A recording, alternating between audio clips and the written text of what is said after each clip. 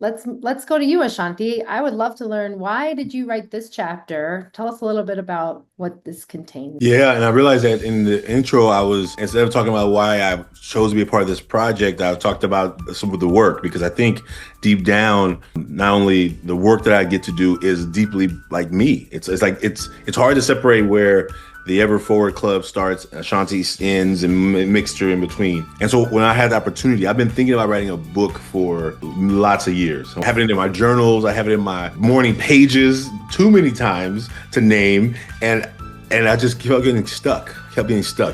When this opportunity came to be a part of a collaborative book, I was like, I write one chapter, okay. I can get one chapter out. Every time I sit down trying to write a book, I always think, how am I going to write a book? But it is just writing one chapter at a time. And I think this process felt like not only collaboratively, you had a team, you had a pod. I mean, it was so well done that it helped me to like break through some of the barriers. I can't even name all the barriers. I just know that there was a block. And I think deep down why it's connected to this chapter is because this work is personal for me. Like, Sarah, when you talked about like the idea of like leaders, I also name it in terms of teachers, right? Teachers are taught to teach a subject.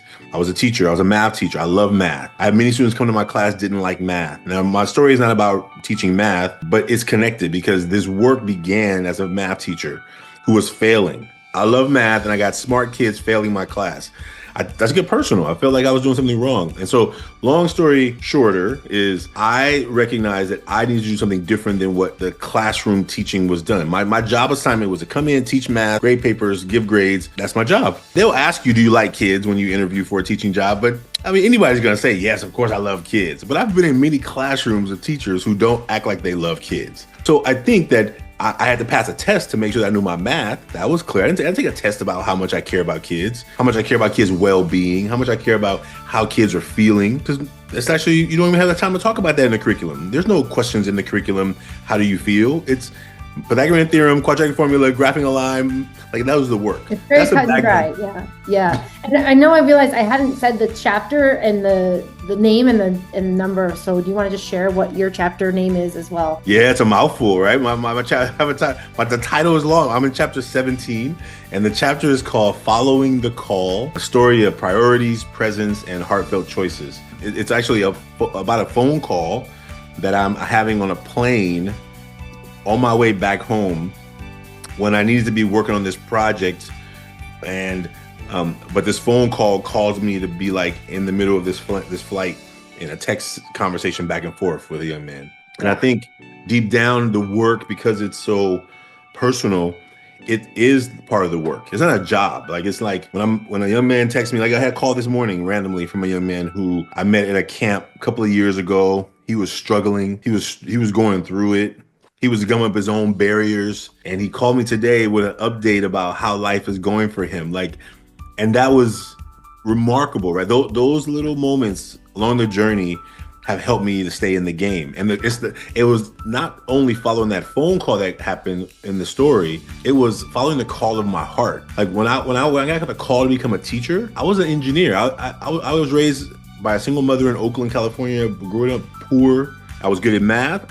I went to school to be an engineer. When teaching called me, I was like, you got the wrong house. I don't know where this calling is coming from, but it's not for me, because teachers can't live where I'm living right now.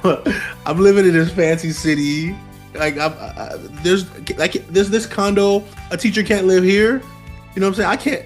And I realized my mom was a teacher, so I knew how broke financially teachers were. I knew how hard she worked. And I was like, that's not for me. So the calling, following the call, was deeply a story about this phone call that turned into a text message on a plane, but it was deeper than that. It was about following the call of your heart. If you're in a profession that's making you all kind of money and acclaim and prestige, how do you walk away from that to go do something that your heart says, this would make you feel not financially more alive or free, but fully more alive and free? And I think that it was a hard call to answer. If you're answering your heart, it's easy, but because your head and heart are connected, like, how am I gonna pay my bills?